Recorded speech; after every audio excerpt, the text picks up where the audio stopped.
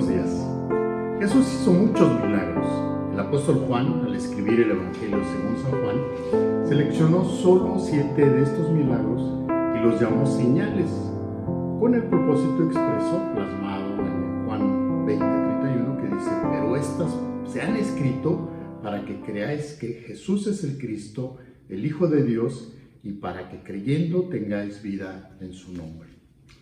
Las 7 señales están narradas en la primera mitad del Evangelio de Juan, que trata del ministerio de Jesús. La séptima señal se encuentra en el capítulo 11, y este capítulo, junto al capítulo 12, sirven de transición a la segunda mitad del Evangelio de Juan, que trata de la última semana de la vida de Jesús.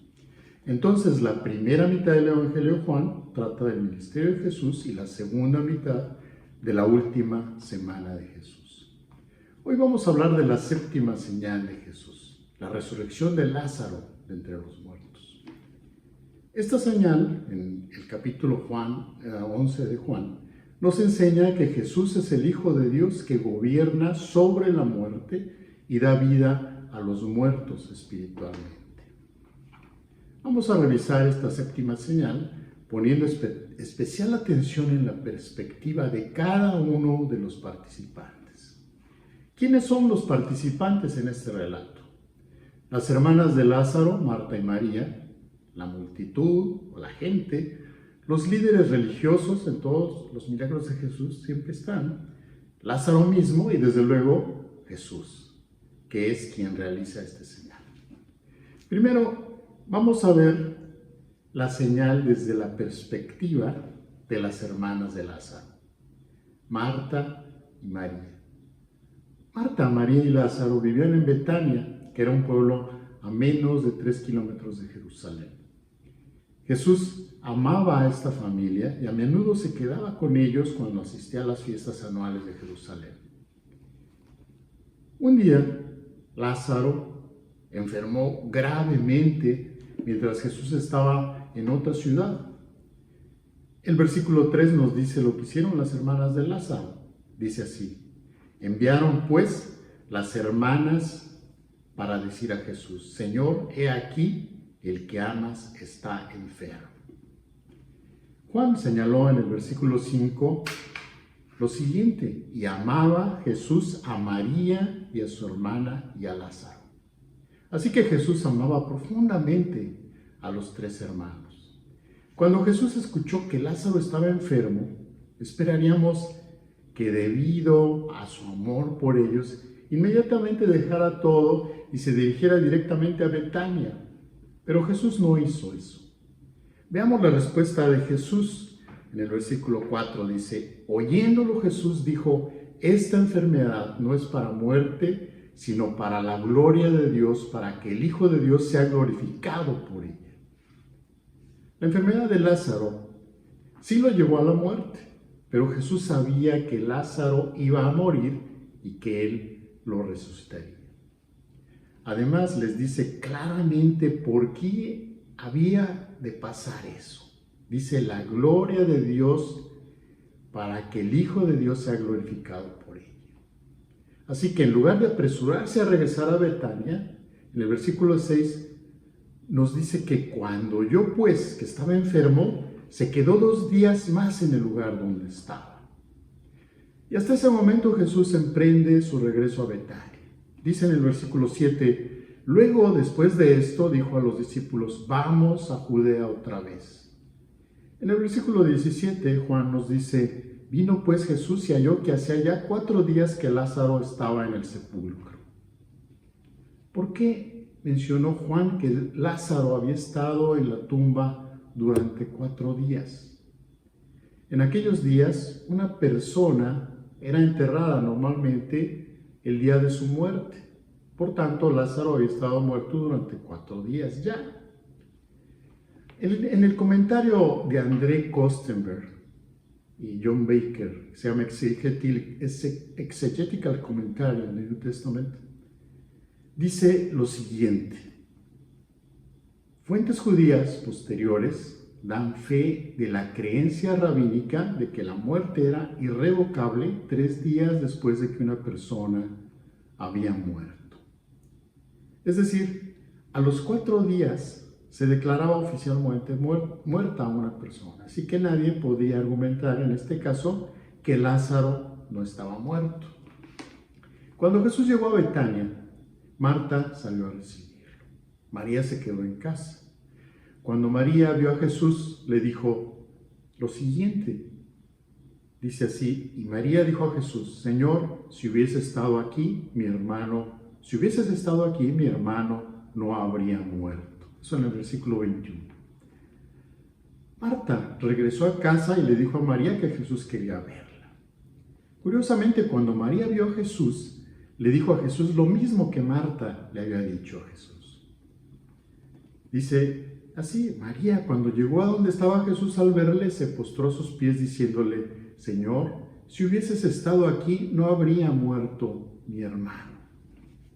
Con esto no estaban reprendiendo a Jesús, sino expresaban en su dolor la convicción de que Jesús tenía el poder de sanar.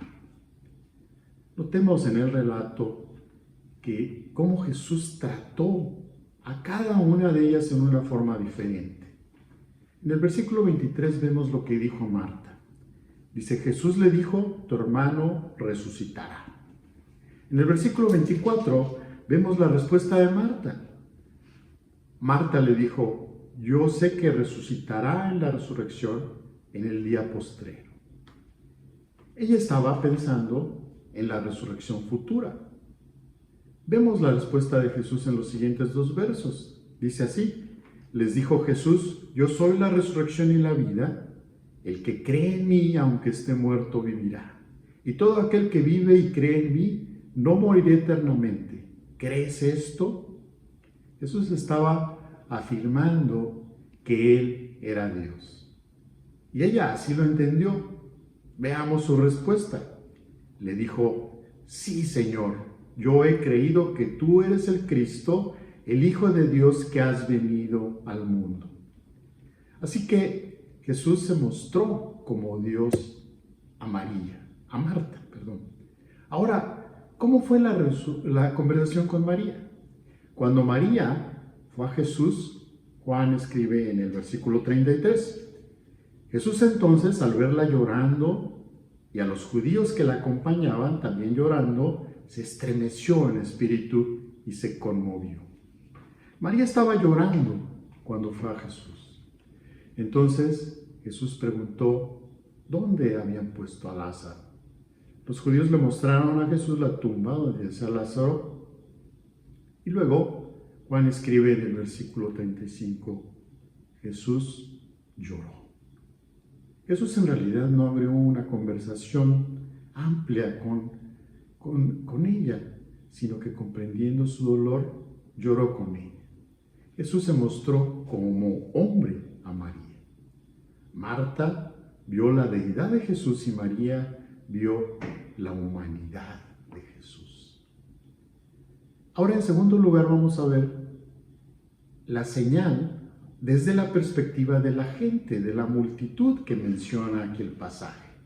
Juan no nos dijo cuántos judíos habían venido a ver a Marta y a María para consolarlas por su hermano Lázaro. Pero había gente ahí. Lo más probable es que Lázaro fuera enterrado en una tumba tipo cueva. Lo habrían cubierto con algunas tiras de lino y un paño y lo habrían colocado en el suelo sobre una losa dentro de la cueva. Muchas docenas, digamos, de judíos estaban fuera de la tumba de Lázaro cuando Jesús grita a gran voz. Dice: y habiendo dicho esto, clamó a gran voz: Lázaro, ven fuera.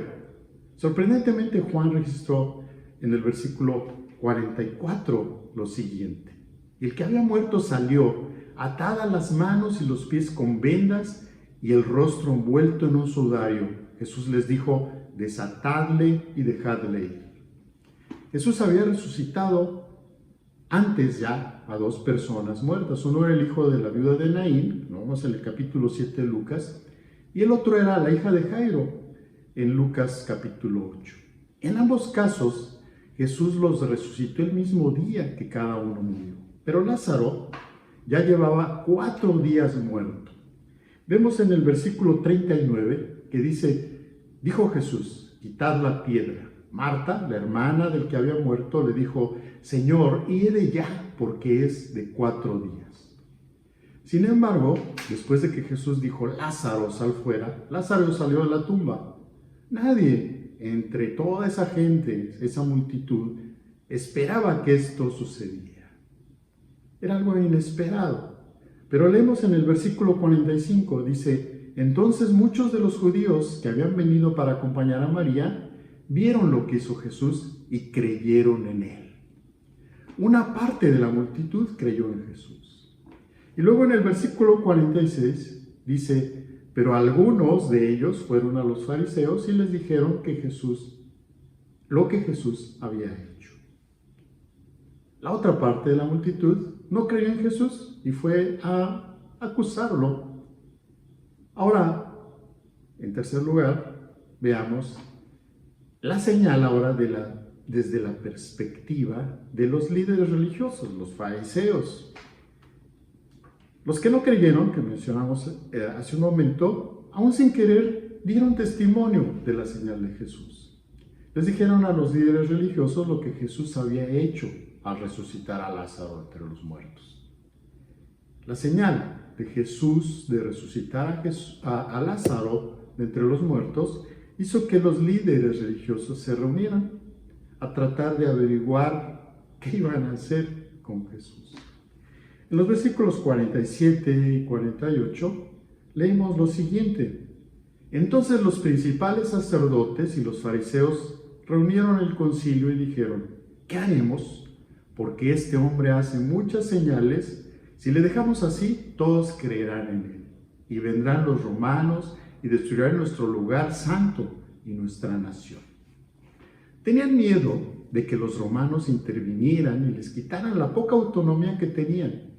Estaban discutiendo esto entre ellos. Ahora continuemos con la lectura. Dice, entonces Caifás, uno de ellos, sumo sacerdote de aquel año, les dijo, vosotros no sabéis nada ni pensáis que nos conviene que un hombre muera por el pueblo y no que toda la nación perezca. Así que Caifás convenció a los líderes religiosos de que Jesús debía morir. Una semana después, estos líderes religiosos convencieron a los romanos de que crucificaran a Jesús. Ahora veamos, en cuarto lugar, la perspectiva de Lázaro, ese hombre que había muerto y fue resucitado. Ahora, simplemente para nuestra sorpresa, Juan nos registra lo que Lázaro pensó o sintió. Nos gustaría saber cómo es estar muerto durante 4 días y resucitar. ¿A dónde fue? ¿Qué vio? Sin embargo, no dice Juan una sola palabra al respecto. Solo dice en el versículo 44, dice, y el que había muerto salió, atadas las manos y los pies con vendas, y el rostro envuelto en un sudario. Jesús les dijo, desatadle y dejadle ir. No nos dice más, porque la señal no apuntaba hacia él, sino a Jesús. Y es a Jesús a quien nos dirigiremos ahora a continuación. La perspectiva de Jesús. Jesús, 4 días después de la muerte de Lázaro, llega de nuevo a Betania. Ve a las hermanas afligidas, ve a las multitudes de gente afligidas, y en el versículo 33, Juan registra lo siguiente. Dice, Jesús entonces, al verla llorando, y a los judíos que la acompañaban también llorando, se estremeció en espíritu y se conmovió.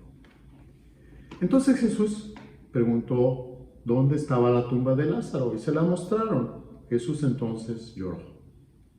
Los judíos dijeron entonces, mirad cómo le amaba. Y en el versículo 38 leemos, Jesús profundamente conmovido otra vez vino al sepulcro. Era una cueva y tenía una piedra puesta encima. En los versículos 33 y 38, Juan usa la expresión profundamente conmovido. La dificultad con esta traducción es que no capta completamente la palabra griega, que es embrimaomai. Según el diccionario Strong, significa tener indignación, transitivo culpar y luego suspirar con disgusto, específicamente encargar rigurosamente. Algo así como estar enojado, enfurecerse, por decirlo así. En la Nueva Traducción Viviente traduce el versículo 38 de la siguiente manera. Dice, Jesús todavía estaba enojado cuando llegó a la tumba, una cueva con una piedra que tapaba la entrada. Dice que estaba aún enojado. El dolor de Jesús fue reemplazado entonces por una profunda ira, enojo.